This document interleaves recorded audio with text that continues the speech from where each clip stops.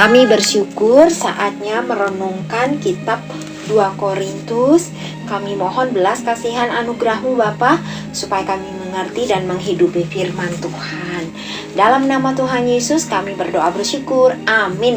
Hai anak-anak, jumpa lagi dalam renungan Habatus. Yuk kita lanjutkan renungan dari kitab 2 Korintus. Sama-sama kita buka pasal 3 ayat 1 sampai 8. Mari kita baca sama-sama ayat 9. 1, 2, 3. Sebab jika pelayanan yang memimpin kepada penghukuman itu mulia, betapa lebih mulianya lagi pelayanan yang memimpin kepada pembenaran. Nah, anak-anak, surat 2 Korintus ditulis oleh Rasul Paulus untuk jemaat Korintus. Pada waktu itu, penganiayaan besar dihadapi setiap hari oleh orang-orang Kristen yang memberitakan Injil. Mereka dihina, difitnah, dicemooh, dibenci oleh banyak orang setiap hari. Wah, bayangkan, andaikan kamu dan saya mengalami situasi seperti itu, gimana ya? Waduh, rasanya pasti sulit sekali. Nah, surat Rasul Paulus ini sangat penting untuk jemaat pada waktu itu yang mengalami penganiayaan, bahwa mereka yang mengalami penderitaan ada harapan yang penuh kemuliaan di dalam nama Tuhan Yesus Kristus. Nah, anak-anak, orang-orang percaya pasti senang melayani. Dan salah satu pelayanan kepada Tuhan Yesus adalah memberitakan Injil. Memberitakan Injil adalah hal indah yang ada di dalam Perjanjian Baru. Di dalam Perjanjian Lama, hanya orang-orang tertentu yang dapat melayani kemuliaan Allah.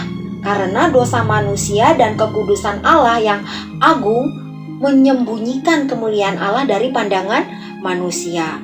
Tetapi dalam Perjanjian Baru, semua orang yang percaya kepada Tuhan Yesus yang mati dan bangkit hidup selama-lamanya boleh langsung menghadap hadirat Allah Bapa melalui Tuhan Yesus Kristus.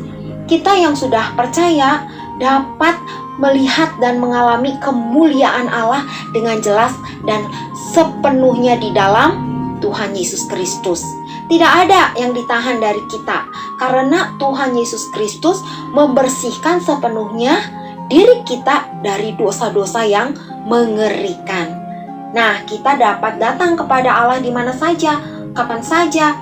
Kita dapat memiliki hubungan yang dekat dengan Allah, karena Tuhan Yesus sudah berkurban bagi kita ketika Dia menggantikan hukuman dosa-dosa kita. Dia mati di atas kayu salib, tapi karena Dia Allah, Dia tidak mati selamanya. Dia bangkit pada hari yang ketiga dan memberikan kita hidup yang baru.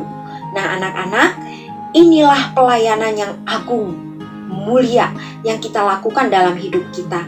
Memberitakan kepada dunia bahwa setiap orang yang belum percaya, mulai dari anak kecil sampai orang tua, dapat dibebaskan dari dosa-dosa mereka melalui percaya kepada Tuhan Yesus Kristus, dan mereka akan mengalami kemuliaan Allah. Nah, anak-anak, mari kita senang memberitakan Injil.